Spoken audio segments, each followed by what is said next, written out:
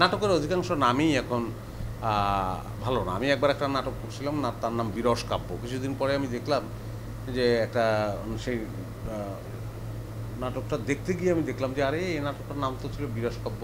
তারপর দেখলাম সেই নাটকটার নাম হচ্ছে বউয়ের জ্বালা। তো এই ঘটনাগুলো আমরা ঠেকাতে পারিনি, আমরা চেষ্টা করেছি, আমি ব্যক্তিগতভাবে চেষ্টা করেছি, কিন্তু এটা ঠেকানো যায়নি। তার কারণ হচ্ছে ওই যে ভিউ, আমরা তো একটা ভিউয়ের জগতে ঢুকে গেছি যেটাকে একদম অস্বীকার করা যাচ্ছে না।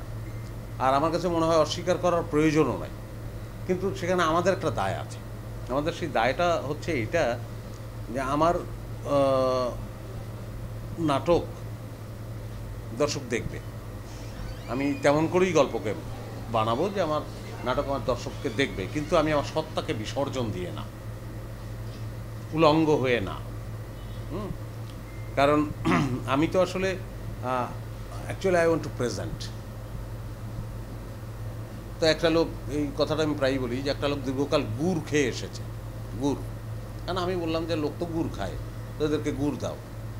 আর আমি বলবো যে সেটা ওই একজন প্রযোজক বলতে পারেন বা অন্যরা বলতে পারেন, কিন্তু একজন নির্মাতা বলবেন যে না, লোক গুড় খায়, কিন্তু আমি তাকে গুড়ের সন্দেশ খাওয়াবো। এটা খাওয়ার পরে বলে আরে এটা তো খাই নাই, এটা তো অন্য জিনিস। তো শিল্পীর সেই দায়টা আছে। এখন এই জায়গায় নামের ক্ষেত্রে যেটা হচ্ছে যে অদ্ভুত অদ্ভুত সব নাম, কিন্তু আমি যেইটা আসলে পছন্দ করি সেটা হচ্ছে যে ভেতরের গল্পটা অ্যাটলিস্ট খুব ঠিকঠাক। মাথা গরম জামাই একটা নাম হতেই পারে, মানে এর মধ্যে খারাপ কিছু নাই, অশ্লীল কিছু নাই, কিন্তু আমাদের শুনতে যেন কেমন লাগে। কত সুন্দর সুন্দর নাম আমাদের এক সময় ছিল, আমাদের সিনেমার নামও সূর্য দিঘল বাড়ি, তিতাস একটি নদীর নাম, ক খ গ ঘ ঙ, মানে নামের মধ্যে একটা সাহিত্যের ছোঁয়া ছিল।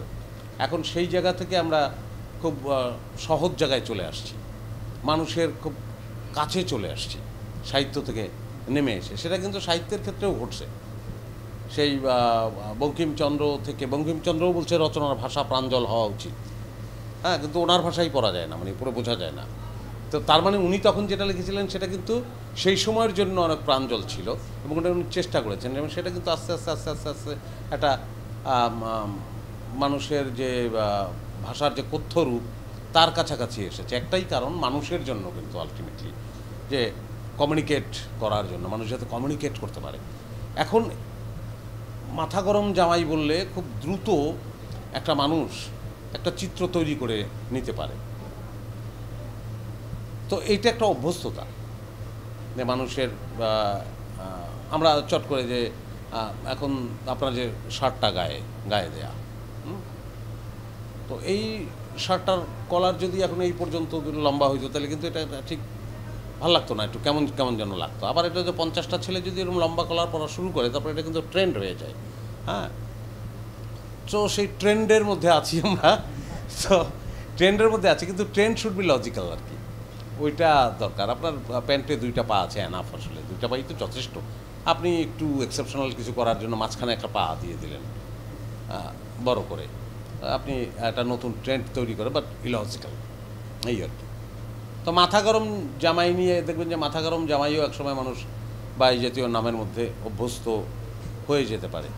আমরা ইংরেজি নামও দেখেছি অনেক, যে নাটকের ইংরেজি নাম, হঠাৎ করে ইংরেজি বললে সেটাকে খুব স্মার্ট মনে হয়। আমাশয় বললে যে আমার আমাশয় হচ্ছে, মনে হয় জঘন্য রোগের দূরে সরাও, আর সুইট করে আমার ডিসেন্ট্রি, তখন মনে হয় যে না, একে নিয়ে নাও। তো এই যে এইটা আসলে মানুষের শ্রুতির ব্যাপার, এবং মনের মধ্যে মনে হয় যে ডিসেন্ট্রিটা আমার চেয়ে স্মার্ট। এখন কী করবেন আপনি বলেন, ব্যাপারটা তো একই।